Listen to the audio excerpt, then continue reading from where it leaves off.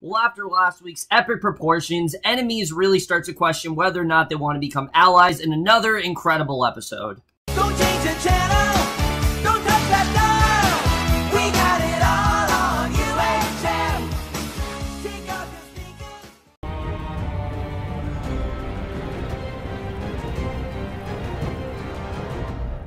Hey guys, it's Kevin, for Game of Thrones Season 7, Episode 5, Eastwatch, and I was definitely really looking forward to this episode. Obviously, after last week's just epic end, I was obviously hyped to see how this one was really going to turn out, and look, right off the bat, I'll say it.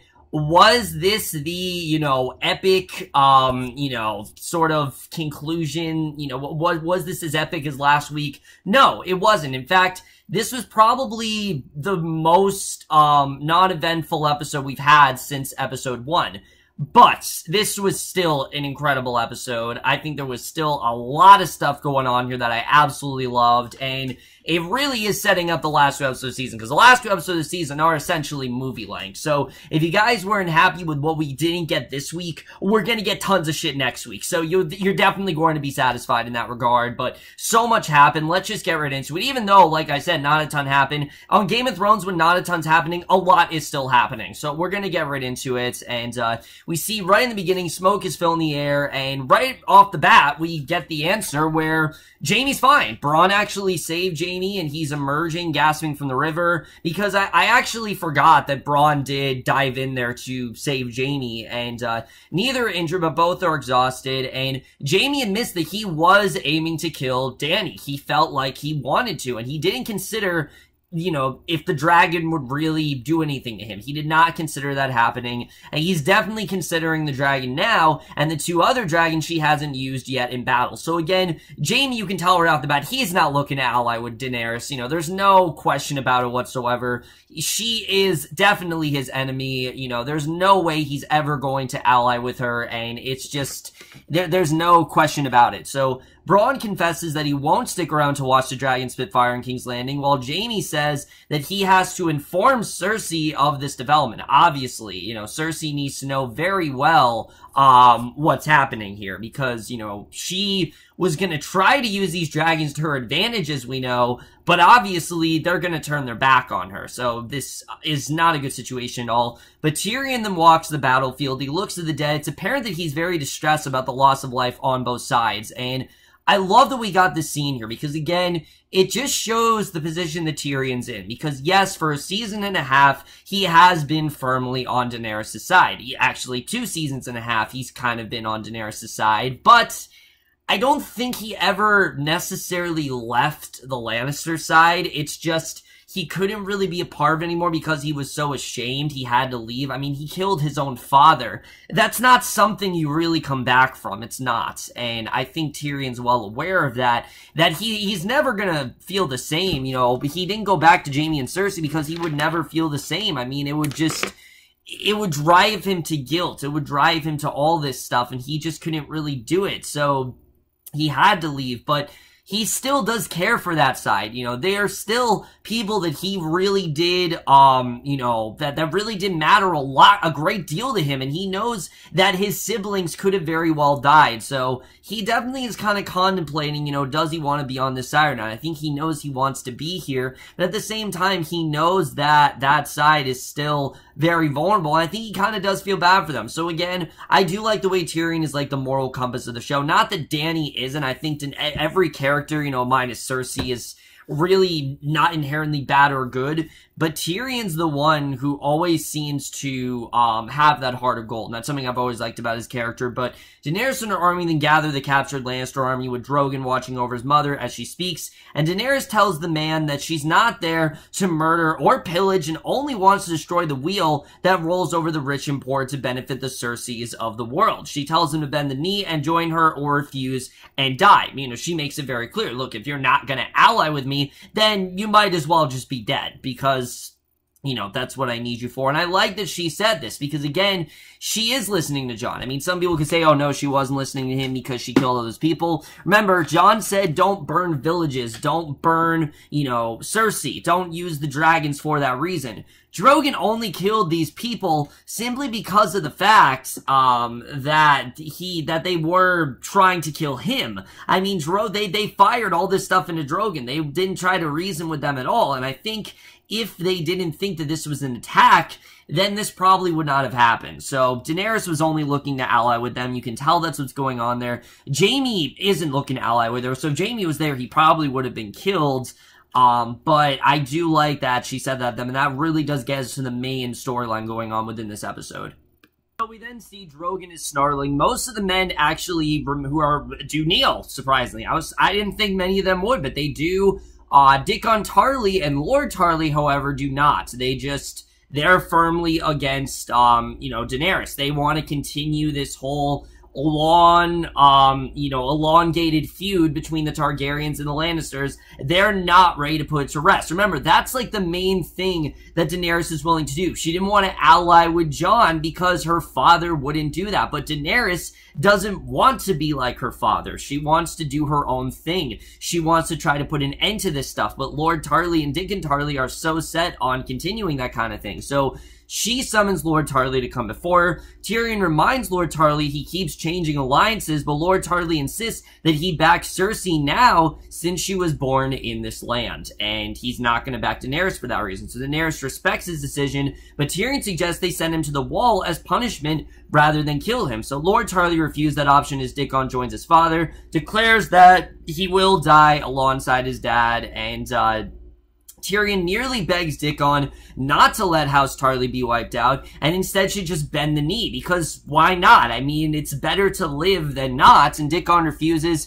and, House Tarly, there aren't many left right now, so why not just, use the ones you need? And Tyrion again asks Daenerys to place Dickon in chains and give him time to reconsider, but Daenerys won't be swayed and is firm in her decision. So she nods to her Dothraki soldiers who take Lord Tarly and Dickon to stand before Drogon. She sends them to die, calmly says Jacaerys, and Drogon then breathes fire, and Dickon and Lord Tarly are burned to death, which, again, I can see someone comparing it to what Cersei did. The difference is Daenerys has a personal reason. Again, her personal reason that she wants this to end. She doesn't want to continue this ongoing feud. She is very firm in the idea of change, and anyone that wants to try to stop her from doing that, she's just not going to let stand her way. So basically, the remainder of the men who failed to do so before now bend the knee, because obviously they know what's going to happen to them. I mean, they're going to become, dragon toast, if not. So obviously they don't want that to happen.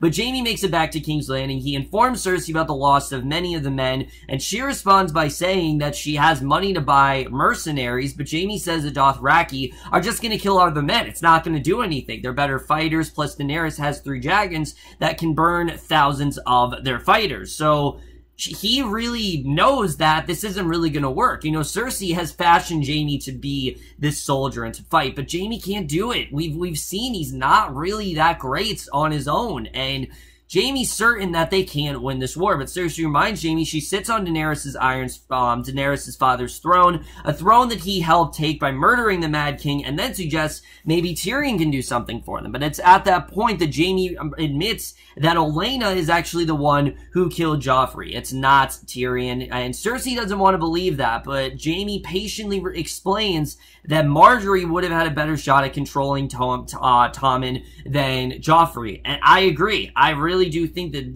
because of how much Tommen cared for Margaery and how much he killed himself over Margaery. So if Tommen was still in control, Margaery would pretty much be influencing most of his decisions. And that's just kind of the way that things would have been. So undeterred, Cersei believes that they should fight and die, and that's basically what she feels should happen. So again, you really do see here that Cersei is not really looking at the bigger picture. She doesn't really understand how things are working here. She doesn't realize that Daenerys is trying to recruit these people. Jaime doesn't really understand that either, but Jaime at least knows that they can't win. Cersei feels like she's in complete control, and I really do think this is going to be like her main downfall this season. I've said it before and I'll say it again, I don't think Cersei's lasting this season, and scenes like this very much do show why I think that might end up happening. So back at Dragonstone, Drogon returns, lands right in front of Jon, and Drogon snarls, and then he gets within feet of Jon, and Drogon then sniffs this stranger as Daenerys sits on his back, and Jon reaches out his ungloved hand. He touches Drogon's snout, and Drogon and Jon actually have this really revealing moment where they're looking into each other's eyes. Both are clearly moved, while Daenerys looks on in wonder. So you can tell that there is some sort of connection between Jon and Drogon. This is not the first time that these two have met, because Drogon recognized him. Not like this is like someone I can trust recognize, but recognize if I've seen you before. So it's pointing more and more that Rhaegar Targaryen may very well be Jon Snow's father. And I think that's kind of where we're headed with this, because why else would Jon and Drogon have this connection? It just kind of seems like that's what it is. And Daenerys cautions Jon when he calls her dragon beasts and says that they are her children, and Daenerys tells Jon that she has fewer enemies today than yesterday, equating it to how many men his army killed taking back Winterfell, and she asks about the knife in his heart that Sir Davos mentioned, but their talk is interrupted by the return of Jorah. Yeah, Jorah returns this episode, and she's pleased to see her old friend, introduce him to Jon, who tells the new healed Jorah that he served with his father, who was an honorable man, and Jorah informs his queen that he's returned to serve her, and she says that in her honor to have him back, that it's her honor to have him back at her side, and it was a nice moment, it really is, but I don't know if Jorah is going to stand in Jon's way, because it very much does seem like they're kind of setting up a love story between Daenerys and Jon, which is kind of also fucked up if, you know, Rhaegar is Jon's father, then Daenerys is his aunt, which is kind of fucked up. But again, our main storyline in the show has been an incest one, so it's not really that, you know, it's not really that far from things we've seen. So ravens then soar into the sky as Bran wargs into one of them. He sees the approaching White Walkers, and there are thousands and thousands of them following the Night King, and Bran realizes that he must send out ravens to alert Jon. And over at the Citadel, we see Sam. He listens as the Archmaester and other maesters discuss the Raven's message regarding the White Walkers, and Sam says that he knew Bran. He actually led him through the wall years ago, which means that this boy survived there all on his own for years. Remember, Sam doesn't know about all the freaky shit that's going on with Bran, you know, how he's like not Bran anymore, but they should listen to Bran, and he wants the Archmaester to confirm to everyone that this threat is real, and to look through all the book details on the Long Night and how to defeat the armies of the dead. Unfortunately, the Archmaester again thinks this might be a trick engineered by Daenerys. So again, the Archmaester he isn't listening, and Sam insists that it's real, but the Archmaester is only willing to send for more information from Winterfell. He doesn't know about the, you know, this alliance that Daenerys and Jon have struck. He doesn't really think it's something real. So Sam leaves the room. The Archmaester admits he hasn't had the heart to tell Sam that his brother and father were just burned alive, which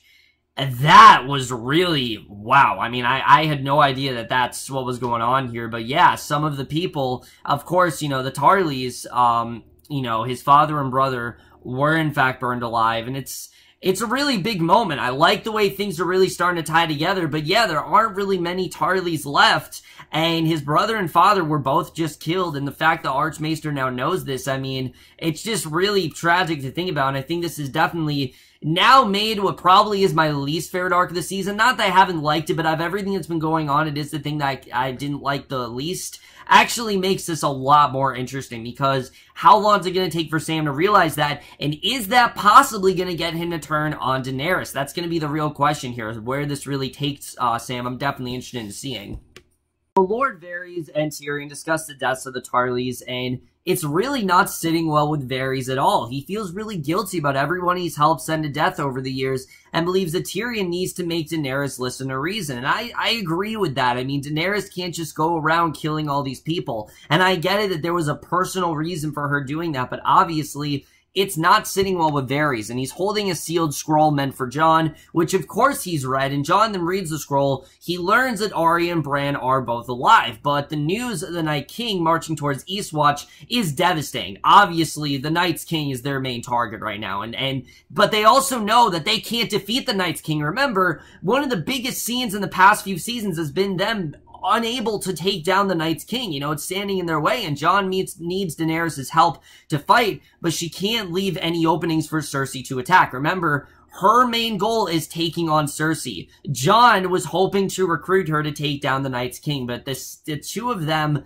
yes, they have similar agendas, but they don't have the same exact agenda. What Daenerys wants is to take down Cersei. What Jon wants is to take down the Night's King before they take down Cersei. So Tyrion suggested Jon bring the dead to Cersei to show the White Walkers are a real threat, and just one soldier is all they need for proof, and bring one to King's Landing and show her the truth. And Varys wonders how they'll do this without being killed, and Tyrion thinks he can get into King's Landing with Davos' help and talk to Jaime, who will in turn talk to Cersei. But they first need to find a White Walker first, and Jorah then volunteers to find one, and Jon says that the Free Folk will actually help them, that maybe they can actually get something from the Free Folk, and of course, they won't follow Jorah. So Davos reminds Jon that he can't return to the Wall and fight with the Night's Watch, but Jon knows he's the one who must lead the battle. I mean, he's been commanding them for years now. They need him in this battle, and he knows how much of a threat the Night's King really is. And Daenerys speaks up and says she hasn't given him permission to leave,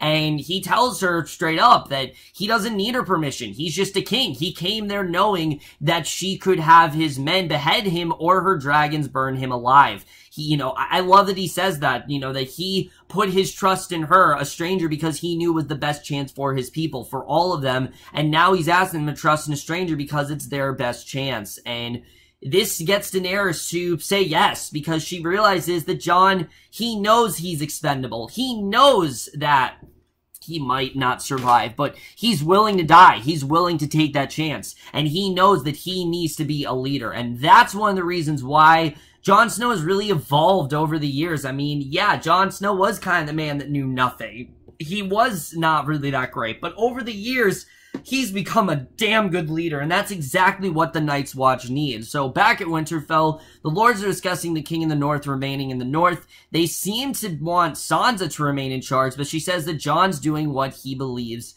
is best. And I would agree. I mean, Sansa has not led them in this fight all this time. And Sansa and Arya discuss the northern lands and wind up in their mother and father's chambers. And Arya's a little taken aback that Sansa is using the room. And basically she says that she always liked nice things because it made her feel better than everyone. And Arya's also concerned because Sansa just listened and didn't defend Jon from the insults hurled toward him in his absence. And Sansa reminds her that all the houses need to work together in the north, but then Arya indicates that she knows Sansa is thinking about how she'll need the men's support to continue to rule if Jon doesn't return. It's as if Arya is reading her mind, but all Sansa says is that she has work to do. And I thought that was interesting, the way that Arya can kind of tell that, she needs their support, and the fact she can read her mind, I don't know what that's about, but it's clear that Sansa's a little freaked out. I mean, she even has this conversation with Arya a little bit later that, they can't just go around killing people and things like that.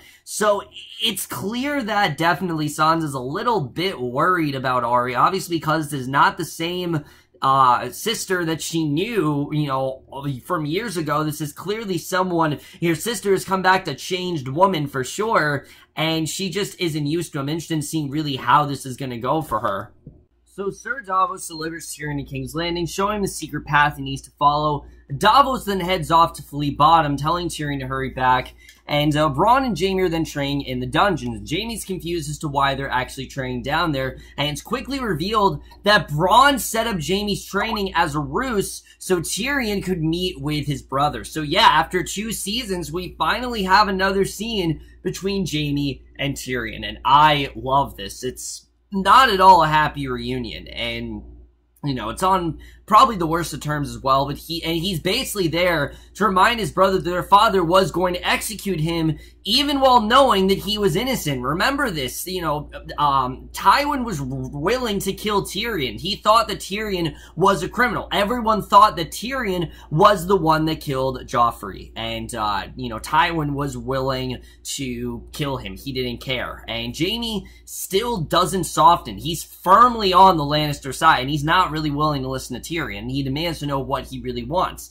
But what Tyrion says, I think, is honestly really useful to Jaime, and Tyrion really should listen to, because he assures him that Daenerys is going to win the war, but she's not her father. She will suspend hostilities if Cersei agrees to stop, and Tyrion adds that Daenerys doesn't want her to bend the knee. She actually does have a more important requests. You know, that's not what it's about. She doesn't just want her to bend the knee for her. She has more of a request there, which I do agree with. I mean, all Daenerys wants to stop is this wheel that's been turning. She really wants to stop all that. So Davos walks through Fleet Bottom until he finds Gendry, and we get kind of a comedic scene where he's busy arming Lannister in the Street of Steel. He has been keeping safe under the Queen's nose. He barely needs to be asked if he wants to leave. He's more than happy to actually stop making weapons for the family who killed his family. Gendry grabs a special hammer he's made for himself. He's ready to leave. They make it back to the small boat just as two soldiers walk up, and Davos offers them money to let them go on their way, and they accept, but they ask what's in the boat. He invites them to check it out, shows them a pot of fermented crab, and he claims it's for a brothel, use it as an aphrodisiac, and Davos then gives the gold cloaks a taste. He tells them to hurry to a brothel since they'll be getting hard soon, and I thought that was kind of a fun scene there, but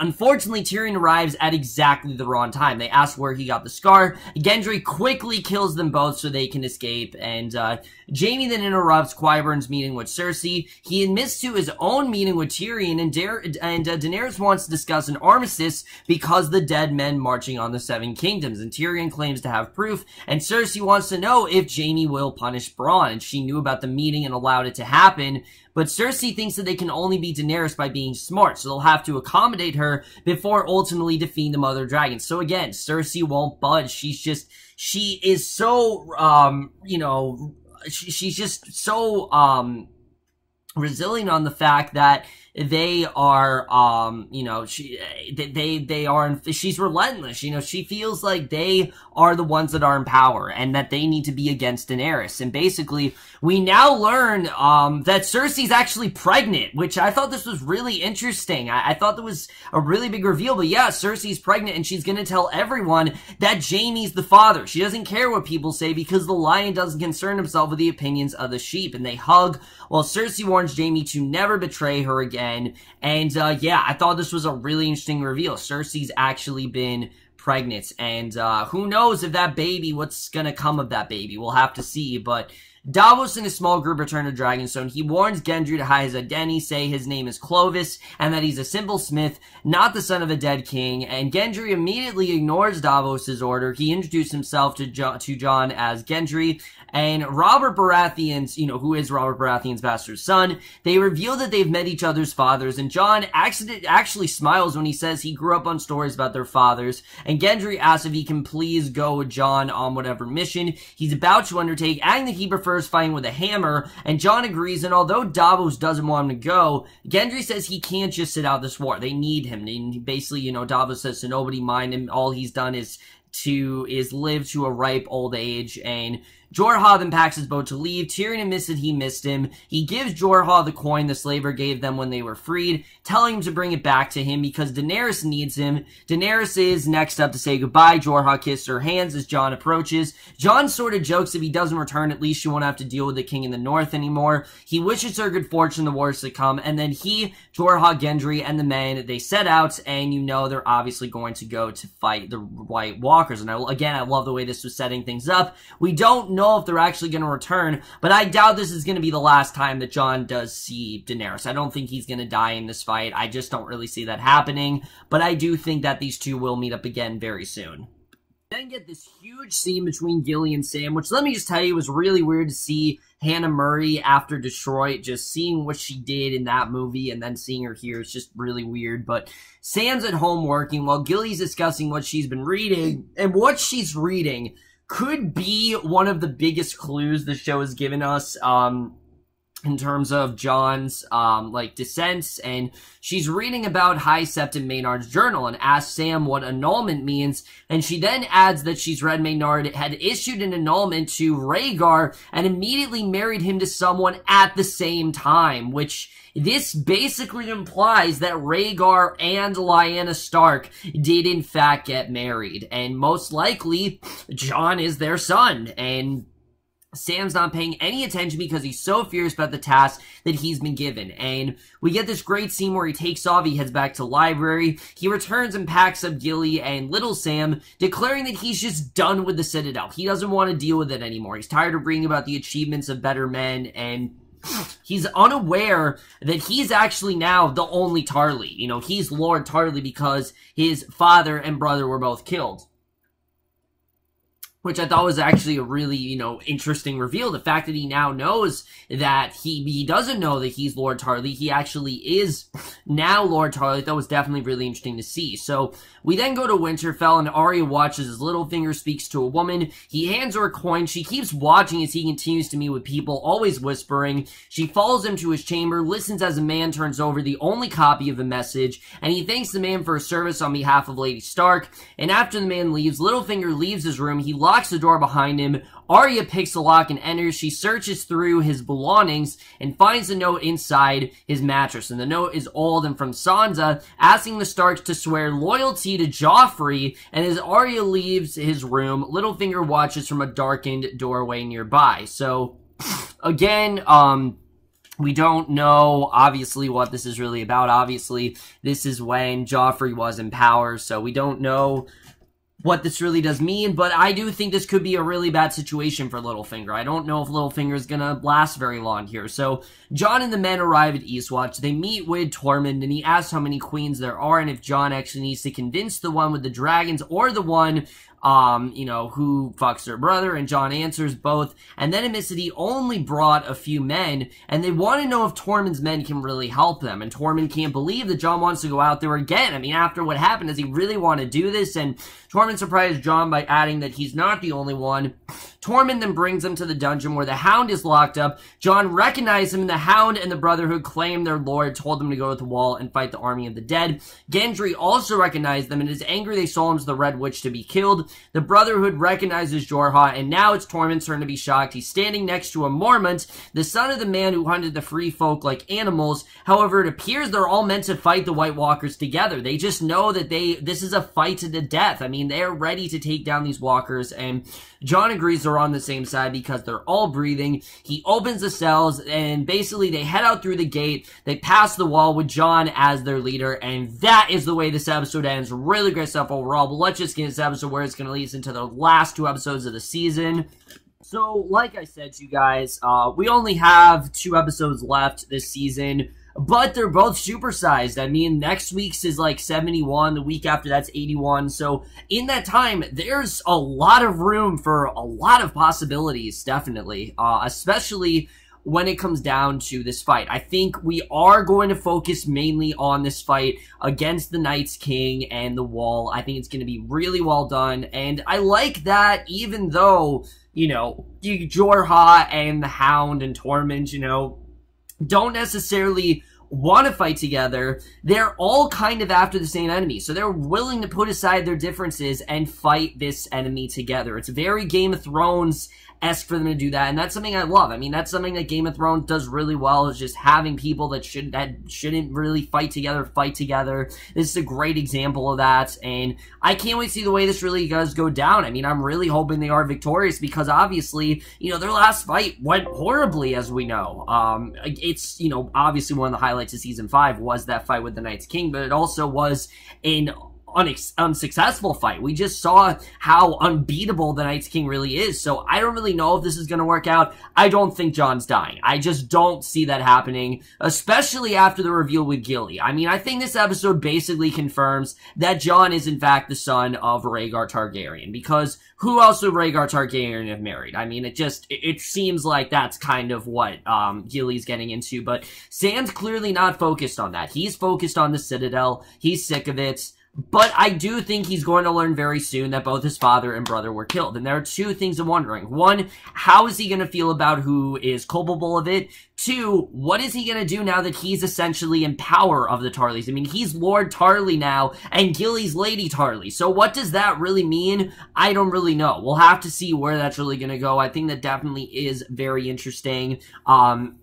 you know, Sam and Gilly are really interesting characters. Like I said, Sam's storyline has been my least favorite of this season as a whole, but after this episode, I think it's about to get a lot more interesting. So I'm definitely looking forward to seeing where that really is going to go. I think there's going to be some really great stuff going on there. Cersei's pregnant now, which I was really shocked about. But first, the fact that she is going to tell people that Jaime's the father, which I'm pretty sure he is really interesting. But I do think that Jaime should take Tyrion's words to heart, that Daenerys isn't looking to kill Cersei. More, she kind of wants to come to a truce. Cersei, however, isn't really rational in that way. I mean, she's just set on beating Daenerys, and Daenerys beating the enemy. Whatever cost she has to do, she will take down Daenerys. She doesn't care what she has to do. You know, Daenerys can't possibly win in this situation, and that's really all Cersei seems to care about, which, again, is terrible. It's the wrong way to look at things, but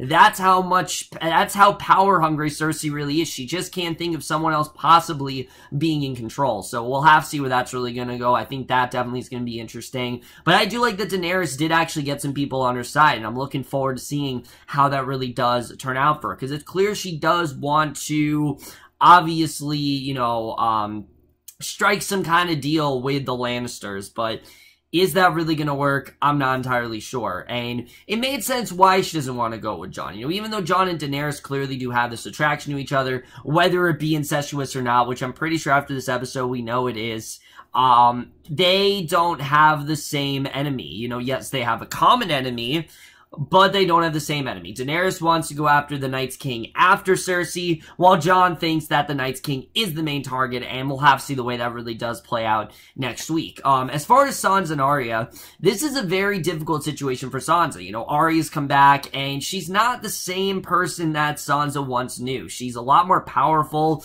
she's a lot more violent, you know, clearly Sansa, she just doesn't understand, not understand, that's not the word, but she's just not used to this side of her sister. So we'll have to see the way that really does play out. And then Littlefinger, I don't think Littlefinger's going to stay on the show for that much longer. I really don't. He's done so many things up to this point where I really do think it is going to cost him. And I don't know if he's really going to last that much longer, but we'll have to see. Overall, guys, this was another fantastic episode. I really did love what we got here. Besides the one scene with Sir Davos that I didn't think was that necessary, I thought as a whole this was a fantastic episode, and I'm absolutely going to give Game of Thrones Season 7, Episode 5, Eastwatch an A. Guys, for this episode of Game of Thrones, and those guys thought this episode overall, left your thoughts. Like I said, we have 2 episodes left this season, but I think they're both going to be fantastic. This has just been such an epic season so far. But that's my review. Hope you guys roll. We'll see you guys in my next video, which will be for Twin Peaks: The Return, and I will see you guys for that. Okay, bye.